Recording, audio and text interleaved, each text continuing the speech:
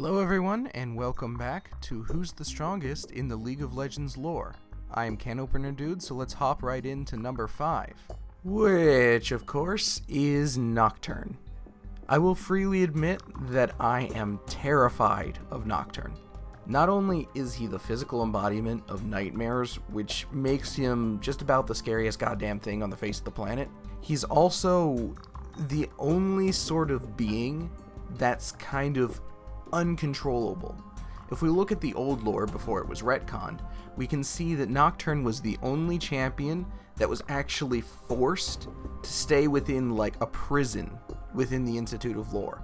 Even Fiddlesticks, who was created through a summoning accident and was literally a murderous psychopath, was allowed more free reign than Nocturne. I think this speaks to just how scared people are of their subconscious and what that can actually bring to bear if brought into the real world. And beyond that, he can drive people insane. Yeah, lock up your kids.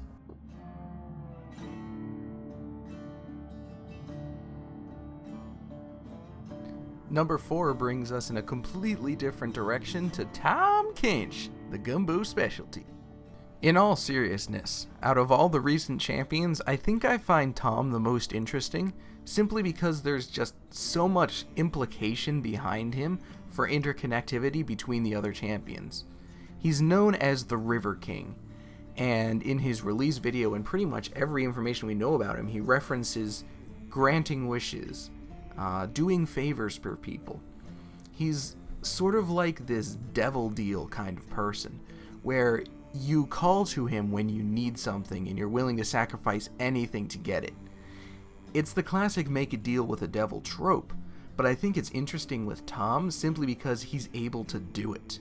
And that's something that we didn't have previously in League of Legends. We had people who made deals to get more power or stuff, but for the most part it backfired on them. Like you look at the leaders of Noxus, when they tried to gain power that was not rightfully theirs, and Swain just completely kicked their asses.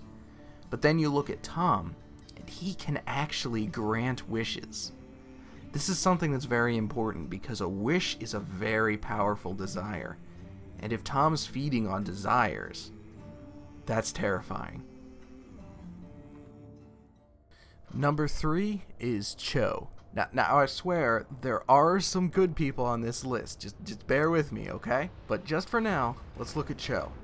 Cho is quite literally the Void God.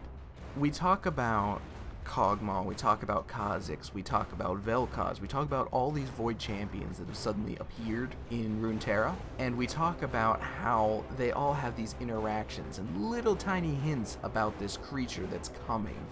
It's powerful, it's going to destroy all of us.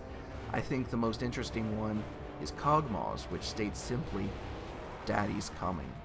Now, there's a lot of people who really don't see Cho'Gath as that creature, but there's some very good lore implications that really hit that. One, he eats, and he eats. In fact, his most signature ability is growing larger.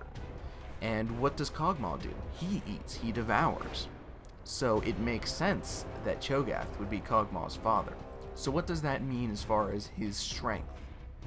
Well, the Void is a singular entity in that it is a realm that is also an entire hive mind.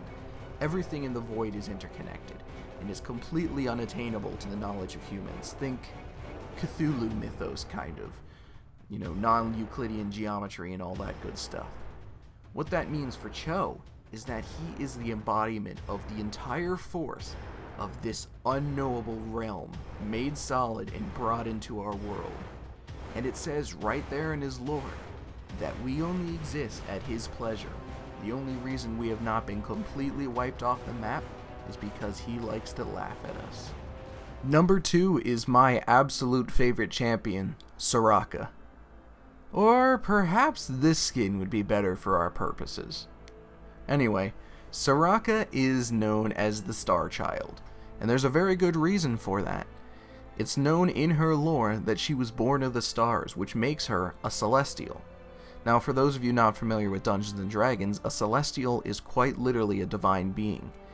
It's an angel, more or less. Or more than less, anyway. A celestial is a being completely composed of divine light and brought to Earth to spread good and law across the land. And that's exactly what Soraka does. She is a healer. She is a bringer of peace and prosperity and love across the entire land. And that's really powerful when you think about it. We look at champions who give death like Kindred, but the power to give life is something even more precious and something even more powerful. And she can do that. She can bring things to life. I guess that makes it even more terrifying when we look at her Reaper skin, which literally turns her into an even more terrifying version of Kindred. Now, before we go any farther, I just want to name off some really quick runners-up. Aatrox. Okay, let's move on. And the number one strongest champion in the League of Legends lore in all of Runeterra is Jax, the Grandmaster at Arms. Okay, yeah, I understand that this might need some explaining. So let's take a look at the actual lore. Jax has, for the longest time, been regarded as the most successful being on all of Runeterra. He was a completely unknown mercenary until the previous president of the Institute of Lore, which doesn't actually exist anymore, so just forget I said that. Basically, he came into the thing that replaced the Institute of Lore and said, "Hi, I'm Jax. I'm going to kill you all," and proceeded to do so. So they took away his weapons. So now he uses a lamppost. And guess what? He still kills everyone. Everyone.